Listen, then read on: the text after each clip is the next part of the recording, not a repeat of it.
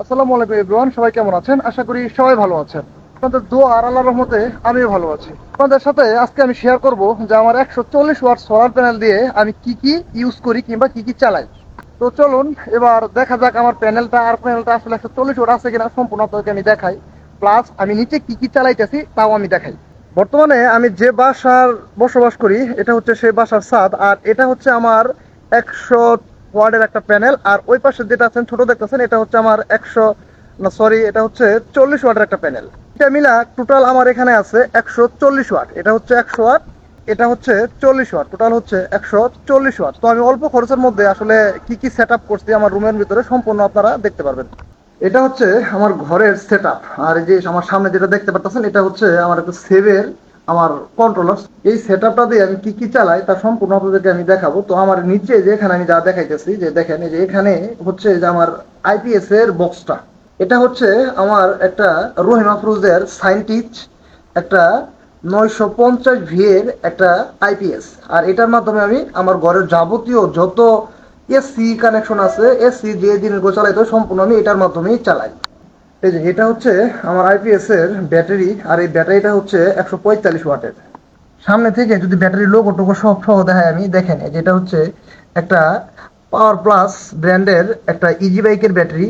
আর এই ব্যাটারিগুলো চাইলে আপনারা ইজি বাইকে ব্যবহার করতে পারেন, চাইলে আপনারা এই ব্যাটারিগুলো সুন্দরভাবে আপনার ঘরের আইপিএস কিংবা সোলারের জন্য ব্যবহার করতে পারেন। খুব ভালো ব্যাকআপ দেয় এবং কি খুব ভালো সার্ভিস আমি পাচ্ছি। আপনাদের যদি আমি এখন দেখাই যে যে দেখেন যে আমার যে দিনের যে অবস্থাটা, তো এখন বিকাল টাইম, তারপরেও এই যে আমার কিন্তু এটা কিন্তু হচ্ছে আমার আইপিএস এর কট। আর এই কটটা কিন্তু সম্পূর্ণ আমি এখানে খুলে রাখছি। এটা যদি আমি এখানে এসি ইন প্লাগ করে দেই, এটা ইসি ইন প্লাগ করে দেওয়া মাত্র আমার কিন্তু এখন কিন্তু এটা কারেন্টে চলবে। যদি আমি আপনাদেরকে সামনে থেকে দেখাই, দেখেন ওই যে চার্জিং যে বাটনটা আছে এটা কিন্তু বিপ করতেছে, তার মানে এখন চার্জ উঠতেছে। এখন আমি এই যে চার্জিং এটা খুলে দিলাম, তো এখন আমার সম্পূর্ণ চলতেছে আমার সোলার আইপিএস এর মাধ্যমে। আর এখানে যদি দেখাই, দেখেন এই যে এখানে কিন্তু চার্জিং বিপটা করতেছে না। এখন আমি আমার রুমের মধ্যে আমি কি কি চালাই এটা আপনাদেরকে আমি দেখানোর চেষ্টা করতেছি। যে এটা একটা হচ্ছে একটা 30 ওয়াটের একটা বাল্ব। এটা আমার অল টাইম জ্বলে থাকে, এটা সব সময় চলে। এই যে সামনে যে টিভিটা অন দেখতেছেন, এই টিভিটা প্লাস এই যে আমার বাইকটা রাখা আছে, আমার বাইকের এখানে যে কম্পিউটার বক্সটা দেখতেছেন, এই সম্পূর্ণ বক্সটা আমার বাসায়। এই যে আমার মাথার উপরে যে ফ্যানটা দেখতেছেন এটা একটা বিএলডিসি ওয়ালটনের বিএলডিসি ফ্যান। এই ফ্যানটা সবসময় অল টাইম চলতে থাকে গরমে। প্লাস আমার বাসার কিচেন রুমটা যদি আপনাদেরকে আমি দেখাই, দেখেন এই যে এখানে একটা এক্সস্ট ফ্যান ফিটিং করা আছে, যেন বাসার ভিতরের যে ঝাঁজ, তেলের ঝাঁজ, এটা যেন সম্পূর্ণ যেন বাইরে চলে যায় কিংবা ঘরটা যেন ঠান্ডা রাখে। তো এই ফ্যানটা 24 ঘন্টা আমার এইভাবে চলতে থাকে। যখন আমার অতিরিক্ত গরম লাগে, যে এখানে দেখেন যে আমার হেলমেটটা রাখা আছে, এমনকি আমার হেলমেটের সাথে যে একটা টেবিল ফ্যান আছে, এটা একটা হচ্ছে সোলার টেবিল ফ্যান। আর এই সোলার টেবিল ফ্যানটা আমি যখন অতিরিক্ত গরম পড়ে তখন আমি আমার মাথার কাছে এটা ইউজ করি। তো এটা আমাকে খুব ভালো ব্যাকআপ দেয়। আর যদি আমি সিলিং ফ্যানটা ইউজ না করি, তাহলে আমার এই টেবিল ফ্যানটা সারা রাত দিন 24 ঘন্টা আমি চালাও চার্জ শেষ করতে পারি।